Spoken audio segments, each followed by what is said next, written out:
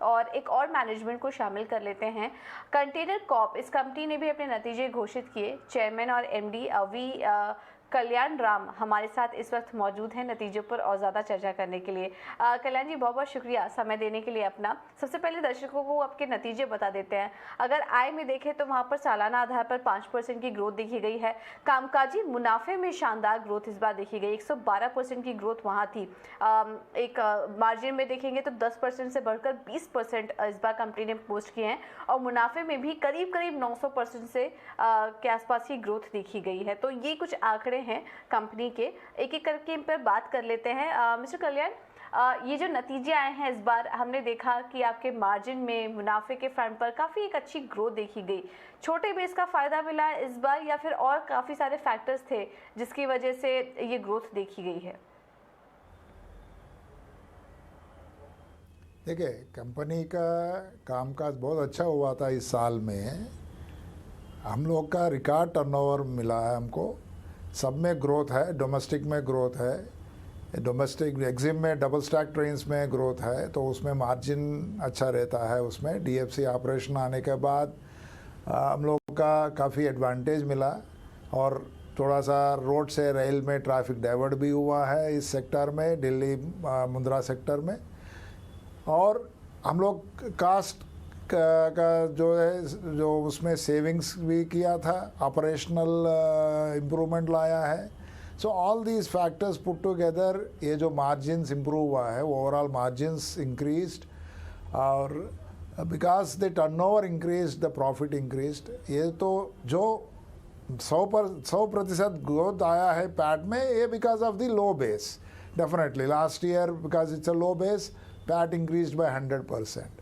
But if we do apple to apple comparison, this is the highest PAT and EBITDA what this company achieved in its history.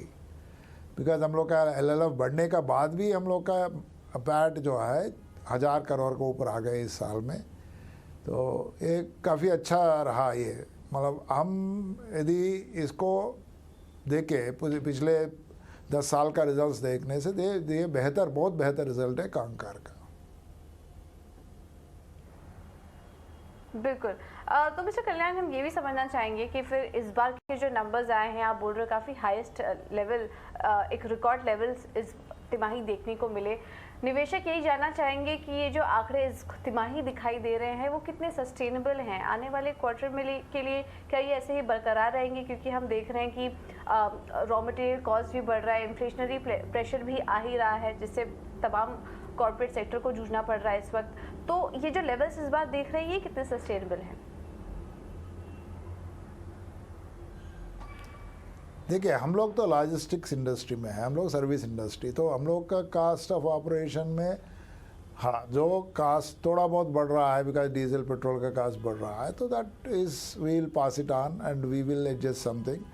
तो ये जो growth है, जो demand का growth अभी कम नहीं हुआ। इंडिया में जो डिमांड है अच्छा सा बना हुआ है डिमांड, और हम लोग, मेरा पूरा उम्मीद है इस साल लॉजिस्टिक्स इंडस्ट्री के लिए बहुत अच्छा रहेगा। हम लोग का ग्रोथ तो बना रहेगा और ग्रोथ में I have already given forecast in my con call that we will be expecting around 12 to 15% growth in the turnover, and in the bottom line 20% growth we are expecting. This is what we are working on.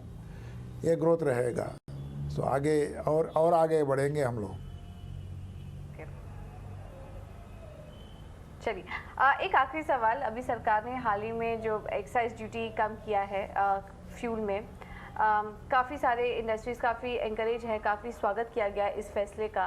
इससे आपकी industry को, आपकी कंपनियों को कितना फ़ायदा होगा?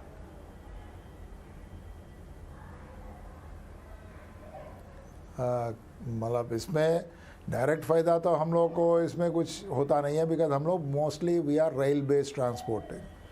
तो जो थोड़ा बहुत जो first mile last mile connectivity देता है उसमें ये थोड़ा ये सस्ता पड़ेगा। There will be more economical, more competitive. Otherwise there will not be much difference in the excise reduction given by on petrol and diesel, so that is not a major factor which affects our operations.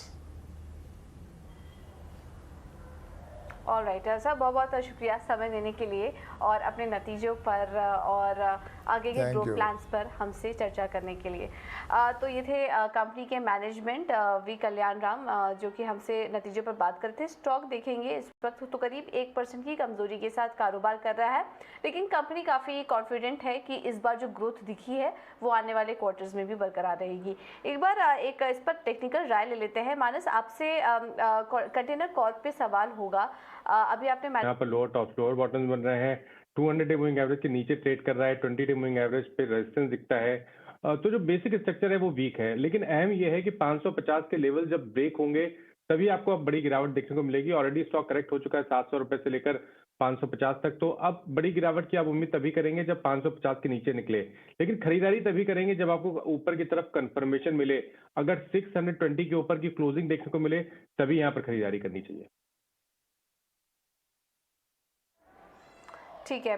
मानस, इसके अलावा आज के लिए आपकी तरफ से trading recommendation कौन कौन से होंगे? तो देखिए, दो रिकमेंडेशन है। पहला तो एक सेल कॉल है M&M फाइनेंस पे, जहां पर स्टॉक लगातार 20 डे मूविंग एवरेज पे रेजिस्टेंस फेस कर रहा है। इंपॉर्टेंट ये है कि आज एक स्टॉक ने एक सपोर्ट 169 का M&M फाइनेंस